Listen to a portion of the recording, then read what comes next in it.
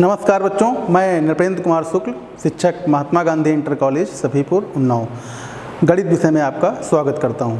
बच्चों, आज का जो हमारा उपविषय है सातत्य एवं अवकलनीयता, इस विषय पर आज हम लोग चर्चा करेंगे।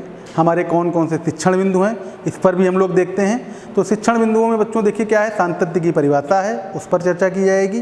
साथ में सतत फलन क्या होते हैं, असतत फलन क्या होते हैं, संयुक्त फलन क्या होते हैं, और संयुक्त फलन और असतत फलन इनके सबके जो बीजगणित हैं सतत फलनों के, उन पर भी चर्चा करेंगे हम लोग। आगे देखते हैं बच्चों हम लोग कि सातत्य की परिभाषा होती क्या है। तो सातत्य की परिभाषा से समझने से पहले हम लोग देखते हैं सातत्य होता क्या। जैसे हम लोग जानते हैं सातत्य का मतलब होता है लगातार। लगातार मतलब कंटिन्यूटी हमारी रहनी चाहिए। जैसे मान लीजिए हमारे जो घर के बाहर जो बिजली का खंभा है, उससे घर में जो लाइट आती है, अगर वो कहीं पर भी तार से जो केबल होगा वो अगर कहीं भी कट हो जाए, तो जिस बिंदु पर कट होगा, टूट जाएगा, उस बिंदु को हम लोग कहेंगे असतत बिंदु कहेंगे, डिसकंटिन्यूटी। ठीक है। अब हम लोग देखते हैं कि इसकी जो गणितीय है, इसकी गणितीय परिभाषा क्या है। तो गणितीय परिभाषा को समझना है तो समझ लें हम लोग वास्तविक संख्याएं। वास्तविक संख्याएं बच्चों क्या होती हैं? वास्तविक संख्याएं हम लोग पता है कि माइनस अनंत से लेकर अनंत तक होती हैं। ठीक है ना। इसके किसी एक उप समुच्चय की बात कर लें। उस उप समुच्चय में हम लोग क्या करें बच्चों कि एक कोई फलन ले लें, और अगर वो फलन परिभाषित है उस उप समुच्चय के अंदर, उसकी प्रांत के अंदर, तो उसके अंदर हम लोग क्या करेंगे, एक बिंदु ले लेते हैं, और उस बिंदु पर हम लोग सतत या असतत जो भी निकालना है उसकी चर्चा देखिए करेंगे। तो कैसे होगा, तो इसके लिए देखिए बच्चों, ये हमने कह दिया एक फलन है जो परिभाषित है C और D के बीच में। D ये है हमारा, C और D के बीच में परिभाषित है। और हमने क्या किया कि हमें मान लेते हैं बच्चों इस A बिंदु पर निकालना है कि सतत है कि असतत है। तो क्या करेंगे, A के राइट में चलेंगे और A के लेफ्ट में चलेंगे। तो जब राइट में चलेंगे बच्चों, तो ये हमने कह दिया A प्लस एच और ये A माइनस एच। इस पर हम लोग मान निकाल लेंगे f of A minus H, और बच्चों देखिए f of A plus H, और इस पर देखिए बच्चों क्या होगा, f ऑफ A। अब आप देखिए h का मान अगर टेंड करेगा जीरो की तरफ, चाहे तो दाहिने से चाहे लेफ्ट से या किधर से भी देखिए आप, h अगर जीरो की तरफ टेंड होगा तो ये इधर आएगा और ये इधर की ओर आएगा। इसी प्रकार से अगर इधर से देखिए हम लोग बाएं से दाएं की ओर, अगर ये इधर जाएगा तो ये जाएगा इधर। इसका मतलब देखिए क्या है, आप देखिए limit x tend to a minus. a minus का मतलब क्या होता है, limit x tend to a minus, इसका मतलब ही होता है limit h tend to zero. ये दोनों का मतलब एक ही है, यानी बाएं पक्ष की जो सीमा है और दाहिने पक्ष की सीमा बच्चों क्या होगी, तो दाहिने पक्ष की सीमा हो जाएगी limit x tend to a plus, और ये देखिए इसको क्या लिख सकते हैं बच्चों, limit h tend to zero f of a minus f of a plus h, दाहिने पक्ष की सीमा। अगर ये दोनों बराबर हैं, और किसके बराबर हैं, फलन के मान के बराबर, तो फलन के अगर मान के बराबर हो जाएंगी, ये याद रखिएगा, तो हम लोग कहेंगे कैसा फलन है ये फलन है आपका सतत फलन कहलाता है। ठीक है। इसको और देखते हैं हम लोग।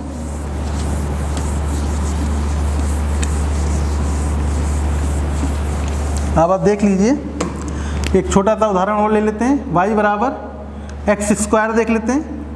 एक्स स्क्वायर का ग्राफ देखिए ये है।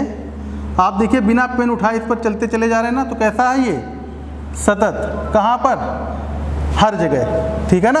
यानी माइनस इनफाइनाइट से इनफाइनाइट इसकी जो डोमेन होगी उसके अंदर हर बिंदु पर ये कहलाएगा सतत फलन कहलाएगा। चलिए अब आगे देखते हैं हम लोग, सतत फलनों की परिभाषा हो गई। अब आगे देखा जाए, आगे देखते हैं कि एक अंतराल में सातत्य क्या होते हैं। तो एक अंतराल में सातत्य को दो भागों में बांटा गया। देखिए खुला अंतराल और बंद अंतराल। तो जो खुला अंतराल होता है वो क्या होता है, खुले अंतराल में देखिए अगर कोई फलन परिभाषित है खुले अंतराल के अंदर, जैसे ये देखिए ऐसे, इन दो बिंदुओं को छोड़कर हर जगह फलन परिभाषित होगा, a और b। a और b को छोड़ दीजिए, देखिए हर जगह फलन परिभाषित है, हर जगह पर। तो इसमें क्या होगा, कैसे निकालेंगे, तो इसके हर बिंदु पर हमें निकालना पड़ेगा सतत। कैसे निकाला जाएगा सतत हर बिंदु पर, तरीका आपको पहले ही बता दिया। मान लीजिए मुझे इस बिंदु पर निकालना है C1 पर, तो हम क्या करेंगे, C1 के पहले जाएंगे, C1 के आगे जाएंगे और C1 इस पर हम लोग लिमिट निकालेंगे, दाहिने पक्ष की सीमा, बाएं पक्ष की सीमा और फलन के मान के बराबर। इसी तरीके से C2 बिंदु ले लेंगे, C3 ले लेंगे, हर जगह ले लेंगे। बंद अंतराल में देखिए क्या है, बंद अंतराल में अगर फलन को देखेंगे तो बंद अंतराल में फलन देखिए ऐसे परिभाषित होगा, A और B पर भी परिभाषित है ये, यहाँ A और B पर परिभाषित नहीं था। तो हम लोग क्या करेंगे, इसमें कैसे निकालेंगे हम लोग, तो इसमें क्या करेंगे, A के दाहिने चलेंगे और B के दाहिने कोई फलन नहीं तो B के बाएं चलेंगे हम लोग। तो A के दाहिने, तो पहले A पर देखेंगे कितना मान है, A पर मान है f ऑफ A और A के दाहिने चल लें, A के दाहिने, दाहिने का मतलब हो जाएगा A प्लस लिख लीजिए या क्या लिख लें, अगर ये h मान लिया जाए तो इसको ऐसे लिखा जा सकता है, a प्लस एच भी लिख सकते हैं, ठीक है, और इसको ऐसे लिख सकते हैं f of a plus H, ठीक है। तो अब याद रखिएगा, जैसे वहाँ लिखा limit x tend to a plus पर अगर मान f ऑफ a के बराबर है, देखिए वहाँ लिखा हुआ है ना बच्चों, तो इसका मतलब क्या है, ये दाहिने a के दाहिने चल रहे हैं ना, तो इसको हम लोग पढ़ते हैं राइट हैंड कंटिन्यूटी, RHD, ये क्या कहलाएगा, RHD। अब आगे देखते हैं, B के पहले देखें, तो B के पहले हमें देखिए क्या मिलेगा, f ऑफ B माइनस और साथ में क्या मिलेगा, f ऑफ B। वहाँ पर भी जैसा आपको नज़र आ रहा है, ये बाएं पक्ष में हम लोग चल रहे हैं, तो बाएं पक्ष में अगर आप देखिए बाएं पक्ष की जो लिमिट होगी फलन के मान के बराबर है, तो हम लोग कहेंगे कि ये LHD है, LHC, लेफ्ट हैंड कंटिन्यूटी, ठीक है। ये बात समझ में आ रही है बच्चों, याद रखिएगा, limit x tend to b minus पर आपका f ऑफ x किसके बराबर हो जाएगा, f ऑफ b के बराबर फलन का मान। तो ये क्या हो जाएगा आपका, ये हम लोग पढ़ते हैं LHC, लेफ्ट हैंड कंटिन्यूटी। और इसी प्रकार से लिमिट अगर x tend to a plus पर देखेंगे, इसका मान किसके बराबर होगा बच्चों, इसके, तो ये हो जाएगा आपका RHC, राइट हैंड कंटिन्यूटी। तो ये एक अंतराल में फलन है और इसको हमने दो भागों में बांटा था, खुला अंतराल और बंद अंतराल। तो खुले अंतराल में हमने इस बिंदु पर चेक करेंगे, इस बिंदु पर चेक करेंगे, उसके साथ ही हर बिंदु पर भी चेक करना होगा। अगर ऐसा नहीं है तो फलन ये भी कैसा हो जाएगा, असतत हो जाएगा। अब चलिए आगे देखते हैं हम लोग। देखिए आगे असतत फलन का एक उदाहरण दिया गया है और इसमें कह रहा है कि ये आप लोग देखिए किसका ये बना हुआ ग्राफ है। अगर थोड़ा सा दिमाग लगाइए तो ये ग्राफ है, आप लोग पढ़ चुके हैं सिग्नम एक्स का। सिग्नम एक्स का क्या होता है, 1 जब एक्स का मान 0 से बड़ा होता है, 0 जब एक्स का मान 0 होता है और लेस देन 0 जब -1 होता है। जैसा आपको नज़र भी यहाँ पर आ रहा है, 3 बिंदु दिए गए हैं। असतत फलन होते क्या हैं, असतत फलन में याद रखिएगा 2 कंडीशन होती हैं, या तो left hand limit right hand limit के बराबर अगर नहीं होगी तो आगे हम लोग फलन की चर्चा ही नहीं करेंगे। दूसरी चीज़ कभी कभी क्या होता है, लेफ्ट हैंड लिमिट और राइट हैंड लिमिट बराबर तो होती हैं लेकिन फलन के मान के बराबर नहीं होंगी। जैसा यहाँ देखिए left hand limit right hand limit के बराबर है लेकिन फलन के मान के बराबर नहीं है। ऊपर वाले में देखिए क्या है, लेफ्ट हैंड लिमिट और राइट हैंड लिमिट दोनों बराबर नहीं है। ये दोनों कंडीशन होती हैं असतत फलन की। अब आगे देख लेते हैं इसी में, जैसे आप देखिए क्या ये फलन सतत है कि असतत है। तो इसको हमें ये कहना है कि अगर ऐसे आप देखिए एक ही बिंदु ऐसा नज़र आ रहा है कि जिस बिंदु पर ये असतत है वो बिंदु कैसा है, शून्य। देखिए शून्य पर क्या होगा, देखिए शून्य पर आप चलिए limit x tend to 0 plus, 0 plus का मतलब 0 से बड़ा, 0 से बड़ा है तो ये इसका मान कितना हो जाएगा 1। और limit x tend to 0 minus, 0 minus पर फलन का मान कितना है -1। और f ऑफ 0 कितना है 0। क्या तीनों के मान बराबर हैं, नहीं। ठीक है, पहली वाली कंडीशन ये यहाँ पर फुलफिल हो रही है, इसलिए हम लोग कहेंगे कि ये असतत फलन है। अब दूसरा देख लेते हैं कि दूसरी कंडीशन कैसे हो सकती है। तो दूसरी कंडीशन अगर देखनी है तो इसी ग्राफ को अगर देखें हम लोगों ने सिग्नम के कई प्रॉपर्टी पढ़ी हैं, इसको हम देख लेते हैं। ये मॉड ऑफ सिग्नम एक्स होता है। तो मॉड ऑफ सिग्नम एक्स में क्या होता है बच्चों, मॉड ऑफ सिग्नम एक्स में जो ग्राफ होगा आपका कुछ ऐसा होता है, नीचे वाला उठ के ऊपर चला आता है। अब आप देख रहे हो यहाँ पर अब इसमें क्या होगा, x का मान ग्रेटर देन 0 तब भी 1, x का मान लेस देन 0 तब भी 1, और x का मान 0 के बराबर है तो 0। तो यहाँ पर क्या होगा, लिमिट अगर निकालेंगे हम लोग, तो लिमिट अगर निकालेंगे x टेंड टू 0 प्लस पर, तो 0 प्लस पर मान कितना होगा 1, और limit x tend to 0 minus पर निकालेंगे कितना मान होगा, ये भी 1, और f ऑफ 0 का मान कितना है 0। तो दो चीज़ें तो यहाँ पर आ रही हैं, लेफ्ट हैंड लिमिट और राइट हैंड लिमिट दोनों बराबर हैं, तो यहाँ तक तो ये शर्त पूरी हो रही है। लेकिन आगे देखिए क्या हो रहा है, ये एफ ऑफ 0 का मान 0 के बराबर है, इसके 1 के बराबर नहीं है, तो ये भी कैसा फलन हो गया, असतत फलन हो गया। चलिए अब आगे हम लोग देख लेते हैं, एक उदाहरण लेते हैं। आपके सामने देखिए लिखा कि फलन के सभी बिंदुओं पर असांतत्य ज्ञात करिए। तो यहाँ पर हमारे पास देखिए फलन कहाँ से शुरू हो रहा है, 0 से शुरू हो गया और 1 पे ख़त्म हो गया जाके। तो 0 से 1 के बीच में अगर कोई फलन है तो उसमें एक बिंदु आ रहा है जो है कॉमन बिंदु है हमारा, कौन सा, 1/2। ठीक है, तो 1/2 पर हमें देखिए चर्चा करनी है। 1/2 पर चर्चा करनी है तो हम लोग क्या करेंगे, limit x tend to 1/2 minus 1/2 minus पर कौन सा फलन लेंगे। इसके लिए हमें क्या करना, बड़ा सरल है, ऐसे आप बना लीजिए, ये 1/2 हो गया, 1/2 के आगे कौन सा फलन है, तो ये लिख लीजिए 3/2 प्लस x। इसके पहले कौन सा फलन है, 1/2 प्लस x, और 1/2 पर किसका मान कितना है, 1 है। तो अब देखिए इसी से हम लोग निकालेंगे, और यहाँ पर देखिए limit x tend to 1/2 plus 1/2 plus का मतलब होता है 1/2 से ज़्यादा, तो ज़्यादा कौन सा है, यही तो है। तो ये उठा के रख लेते हैं इसमें, ये वैल्यू कितनी आ गई, 3/2 प्लस x, इसका मान कितना हो गया 2। अब आगे देख लेते हैं, हमें और एक बिंदु चेक करना है उस पर, माइनस पर। तो माइनस 1/2 से जब कम है तो कम पर ये वाला फलन उठाना पड़ेगा, और ये फलन जब उठाएंगे हम लोग तो रखे हैं यहाँ पर, मान कितना आया 1। अब आप देख रहे हैं, और एफ ऑफ ये भी निकालने में वैसे ज़रूरत है नहीं लेकिन फिर भी निकाल लेते हैं। अब आप देख रहे हैं क्या, LHL बराबर RHL के नहीं है, इसलिए फलन कैसा हो गया, इस फलन को हम लोग कहेंगे कि ये फलन है आपका असतत फलन है। किस बिंदु पर, 1/2 पर। बाकी सब जगह कैसा है, हर जगह सतत है, लेकिन 1/2 वाला जो बिंदु होगा उसको छोड़कर हर जगह ये असतत होगा, बस 1/2 पर कैसा है, असतत है। अब आगे देख लेते हैं हम लोग, ये उदाहरण अभी हो गया आपका। सतत फलनों के बीजगणित क्या है, देखिए अगर कोई 2 फलन या 3 फलन या 4 फलन हैं, ठीक है, किसी बिंदु पर सतत हैं, तो देखिए जैसे यहाँ पर हमने 2 ही फलन लिए हैं, 2 फलन हैं f और g, ये बिंदु c पर सतत हैं। तो देखिए क्या होगा कि f प्लस g ये भी c पर संतत होगा, f माइनस g भी होगा, f इंटू g भी होगा, और f वाई g भी होगा। इसके लिए कंडीशन होगी, वो कंडीशन क्या होगी कि g ऑफ c 0 नहीं होना चाहिए। अगर ये g ऑफ c 0 हो गया तो ये फलन सतत नहीं होगा। इसके उदाहरण देख लेते हैं। उदाहरण ऐसे होंगे बच्चों, देखिए f(x) बराबर sin x और gx बराबर बच्चों ले लेते हैं हम लोग यहाँ पर, देखिए mod x।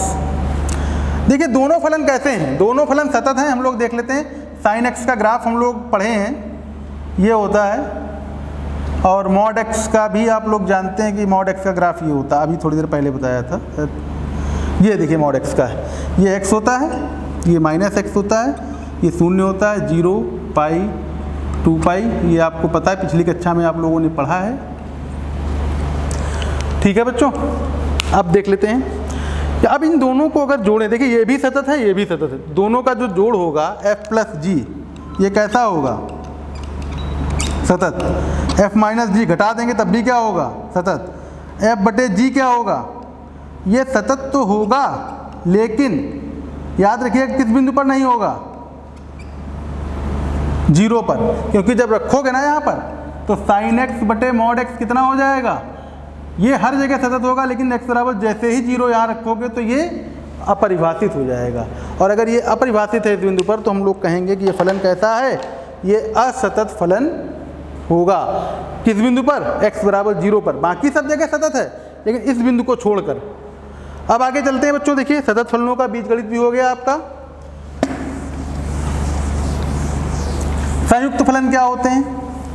तो संयुक्त फलन भी आप लोग पढ़ चुके हैं, हम लोग पढ़े हैं ना, फॉग x और गॉफ x, ये पढ़ चुके हैं हम लोग। ये संयुक्त फलन होते हैं। तो संयुक्त फलन में देखिए क्या होगा कि संयुक्त फलनों के संतत एवं असंतत f और g के वास्तविक फलन है। कब होंगे? यदि c पर, कोई बिंदु ले लेते हैं c पर अगर हमारा g ऑफ c, ठीक है ना, g संतत है और g ऑफ c पर f संतत है, तभी फॉग संतत होगा। इसको उदाहरण के तरीके से ले लें, ज़्यादा सरल समझ में आ जाएगा। कॉस ऑफ मॉड x, ये ले लिया जाए। कॉस ऑफ मॉड x और कॉज x एक ही चीज़ होती है, ये भी ध्यान रखिएगा बच्चों। और इसमें देखिए क्या है, इसको अगर हमने h ले लेते हैं तो fx बराबर cos x और gx बराबर mod x। अब आप देखिए कि अगर हम इस जगह पर x की जगह पर gx रख दें तो क्या मिल जाएगा?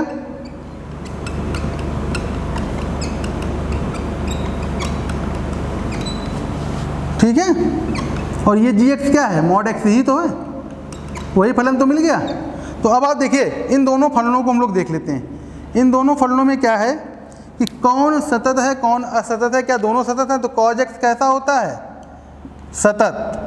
cos x का अगर ग्राफ आपको पता है तो ये बनेगा ऐसे, चाहे मॉड cos x की बात करो चाहे cos x की, दोनों के लिए दोनों का ग्राफ एक होता है बच्चों। और mod x का ग्राफ तो अभी बताइए हमने बनाया था ये। तो दोनों फलन कैसे हैं? सतत फलन है, इसलिए फॉग कैसा होगा? फॉग भी सतत फलन ही होगा। ये आपका संयुक्त फलन हो गए। अब आगे देख लेते हैं बच्चों,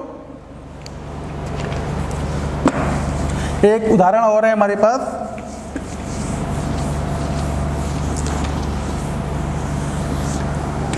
और इसमें देखिए क्या है कि सिद्ध करिए कि फलन f द्वारा परिभाषित एक संतत है। तो x साइन x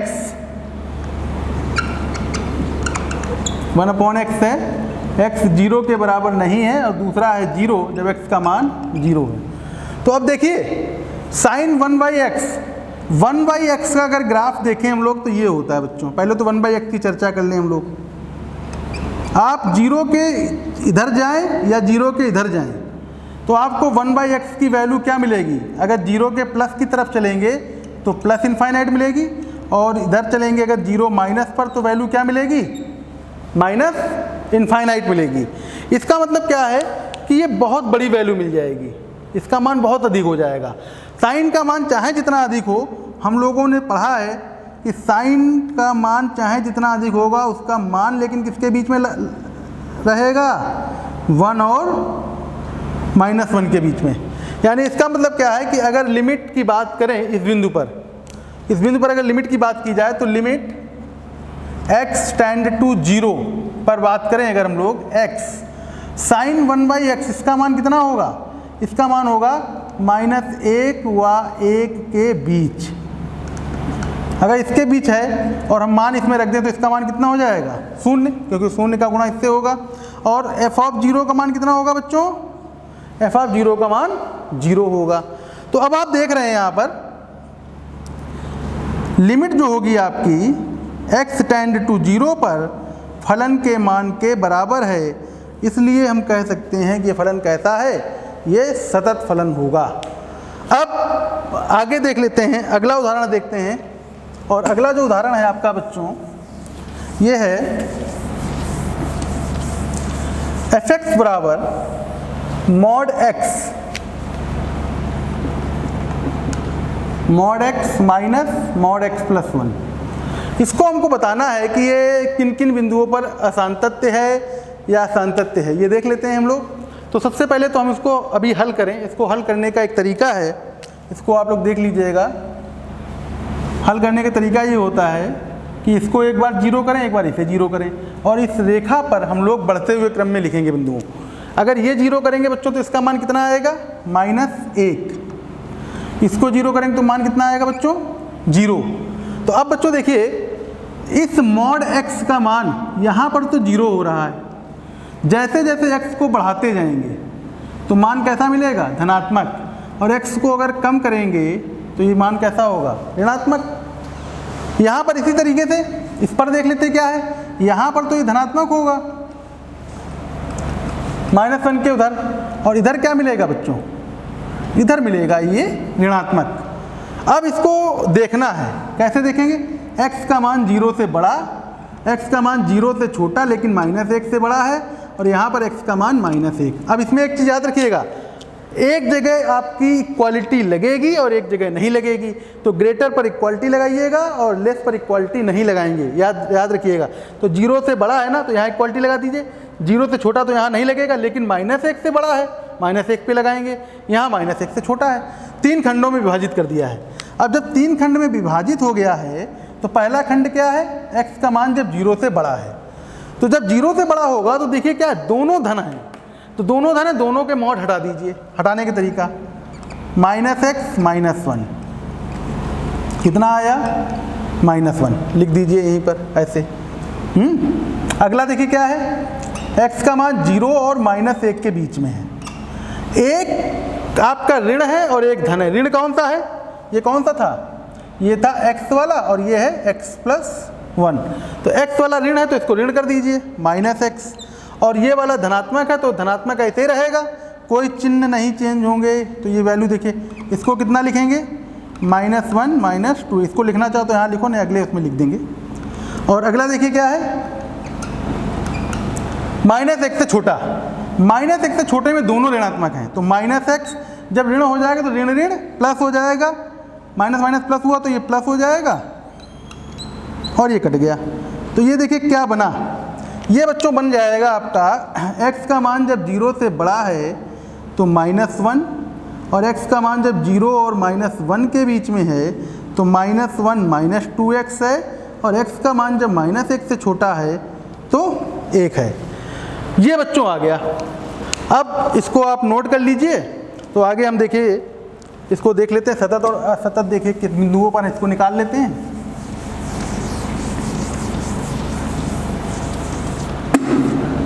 हाँ, अब हमारे पास देखिए फलन कहाँ से परिभाषित है। फलन देखिए हमें किस किस बिंदुओं पर निकालना है हमें, एक तो बिंदु ये हो गया 0 और एक बिंदु हो गया -1। तो देखिए x बराबर 0 पर पहले निकाल लेते हैं, तो लिमिट x टेंड टू 0+। के लिए कौन सा फलन लेंगे, ये वाला लेंगे। तो ये वाला जब फलन लेंगे हम लोग तो मान कितना है, -1। इसी तरीके से limit x tend to 0 minus पर कौन सा फलन लेंगे, ये वाला फलन लेंगे, और मान रख लेंगे बच्चों इसमें भी, तो 0 -1 आ जाएगा। और f ऑफ 0 कहाँ मिलेगा आपको, जहाँ पर इक्वल होगा, इक्वल का साइन ये लगा है बच्चों, तो इसके सामने वाला फलन लेंगे। इसके सामने वाला फलन कितना है, -1 मान है। तो आप देखिएगा limit x tend to 0 plus पर, limit x tend to 0 minus पर, और फलन का मान f ऑफ 0, तीनों बराबर हैं, इसलिए 0 पर क्या होगा, ये सतत होगा। अब इसी तरीके से हम लोग क्या करेंगे कि कहाँ पे निकालेंगे, -1 पर निकाल लें। तो देखिए बच्चों, limit x tend to -1 plus, -1 plus पर कौन सा फलन लेंगे, ये वाला, क्योंकि -1 से बड़ा है, तो इसका मान रख लें कितना है, -1 -2x। मान रखें बच्चों -1, इसको हल करेंगे तो वैल्यू कितनी आएगी बच्चों, 1। और इसी तरीके से बच्चों देखिए दूसरा है limit x tend to 1 -1 minus पर, -1 माइनस यही तो है बच्चों, इसका मान कितना आ रहा है, 1। अब देखिए ये दो चीज़ें निकाल आई। अब हम लोग f ऑफ 1 और निकाल लें, f ऑफ -1। f ऑफ -1 के लिए कौन सा फलन लेंगे, जहाँ इक्वल होगा, इक्वल ये लगा, इक्वल के सामने वाला फलन कितना है, -1 -2x। मान रख लेते हैं बच्चों। अब आप देखिए क्या है, LHL limit x tend to -1 plus limit x tend to -1 minus और f ऑफ -1, तीनों बराबर हैं। ये इसलिए यहाँ पर भी क्या होगा, ये सतत होगा। तो इसका मतलब जो है, अगर आपसे पूछा गया था कि असांतत्य बिंदु ज्ञात करिए, तो कहीं पर भी असतत नहीं है। अब ये तो हमने इसको देख लिया, एनालिटिकल मेथड है ये। अब आप इसको देखिए ग्राफ से कैसे देख सकते हैं। इसका ग्राफ भी बनाया जा सकता है, सरल ग्राफ है। और ग्राफ देखिए कैसे बनेगा। x का मान जब 0 से बड़ा है तो x तो ये हो गया बच्चों, 0 से बड़ा मतलब इधर चलेंगे। लेकिन x जब 0 है तो y का मान कितना है, y का मान है -1, यही तो है -1। x का मान जब 0 से बड़ा है तो 0 से बड़ा ऐसे चलिए, तो y का मान कितना मिलेगा, हमेशा -1। उसके बाद देखिए फिर कह रहा है आगे x का मान -1 से छोटा है, तो -1 कहाँ मिलेगा बच्चों, x का मान -1, तो -1 तो ये हो गया। तो -1 से छोटा है तब वैल्यू इसकी कितनी है बच्चों, तब वैल्यू कितनी है 1।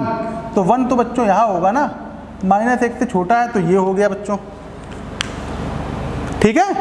अब एक चीज़ और देख लिए, अब आ रही है हमारे पास कि x का मान जब इन दोनों के बीच में -1 और 0, तो -1 और 0 ना दिखाई पड़े तो ऐसे लिख लीजिएगा, थोड़ा दिखाई पड़ जाएगा। ये भी ये 1 है, ये -1 है, ठीक है, और ये -1।